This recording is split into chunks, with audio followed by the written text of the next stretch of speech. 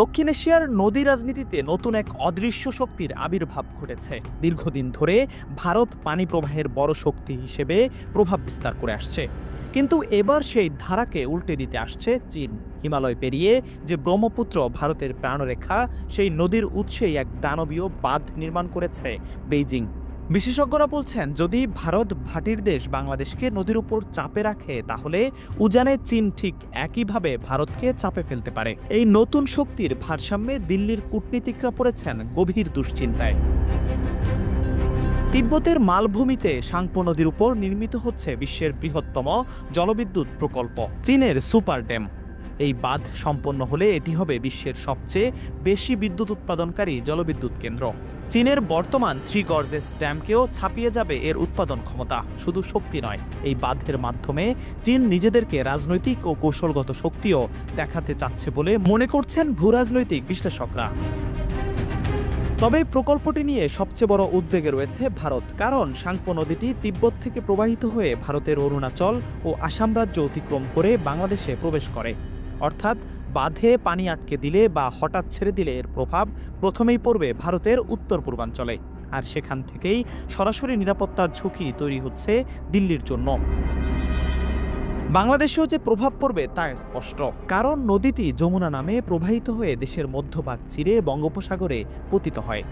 উজানে পানির গতি বদলালে বাংলাদেশে পানির প্রাপ্যতা, কৃষি, মৎস্য ও পরিবেশ চরম সংকটে পড়তে পারে। তবে ভয়ের পারদ যতটা না ঢাকায়, তার চেয়েও বেশি এখন দিল্লিতে। চীনের পানি মন্ত্রণালয় এবং হুয়াই বিশ্ববিদ্যালয়ের এক যৌথ গবেষণায় দাবি করা হয়েছে, সুপরিকল্পিত বাঁধ শুল্ক মৌসুমে পানির প্রবাহ বাড়ায় এবং বর্ষাকালে বন্যার তীব্রতা কমায়। 2014 সাল থেকে জ্যাংমু ও জিয়াচা বাঁধে গবেষণা করে দেখা গেছে, শুল্ক মৌসুমে পানি প্রবাহ 50% পর্যন্ত বেড়েছে।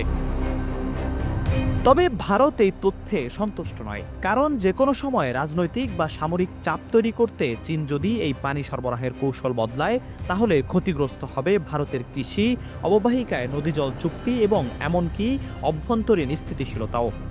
উত্তর পূর্ব ভারতের পানি নির্ভর জীবনযাত্রা চরমভাবে বিপর্যস্ত হওয়ার শঙ্কা তৈরি হয়েছে।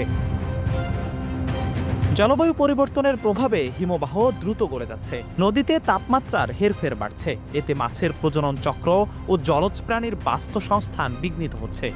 এই প্রভাব সীমাবদ্ধ নেই শুধু তিব্বত বা চীনেই, বরং তার বিস্তার ঘটেছে আসাম, মেঘালয়, এমনকি রাজশাহী ও কুড়িগ্রাম পর্যন্ত।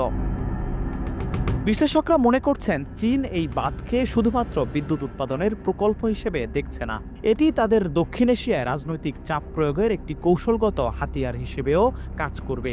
ভারত যে দীর্ঘদিন ধরে বাংলাদেশ সহ নিচের দেশগুলোকে পানির মাধ্যমে নিয়ন্ত্রণের চেষ্টা করেছে, এবার চীন হয়তো ঠিক সেই একই পন্থায় ভারতকে চাপে ফেলবে।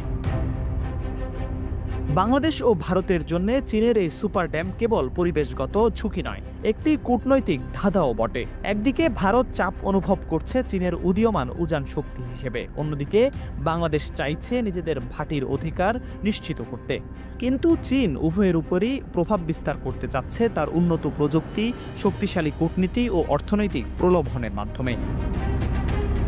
নদীটির উৎস চীনের গুইংহাই তিব্বত মালভূমিতে, এরপর এটি অরুণাচলে ব্রহ্মপুত্র হয়ে আসামে প্রবাহিত হয়ে বাংলাদেশে যমুনা নাম ধারণ করে। তাই এই সুপার ড্যাম প্রকল্প শুধু একটি জলবিদ্যুৎ কেন্দ্র নয়, বরং এটি 3 দেশের ভূরাজনীতির ভবিষ্যৎ রূপরেখা নির্ধারণে গুরুত্বপূর্ণ একটি অস্ত্র হয়ে উঠছে। বিশেষজ্ঞরা জোর দিয়ে বলছেন, এখনই প্রয়োজন পরিবেশগত মূল্যায়নের পাশাপাশি একটি আন্তদেশীয় সমঝোতা কাঠামো, যেখানে 3 দেশকেই একই টেবিলে বসতে হবে। ভারত যদি বাংলাদেশের প্রাপ্য পানি নিশ্চিতে আন্তরিক না হয়, তবে সেই একই অস্ত্র ঘুরে একদিন ভারতের বিপক্ষেই ব্যবহৃত হবে। এমন আশঙ্কা এখন আর শুধু অনুমান নয়, বরং বাস্তবতা।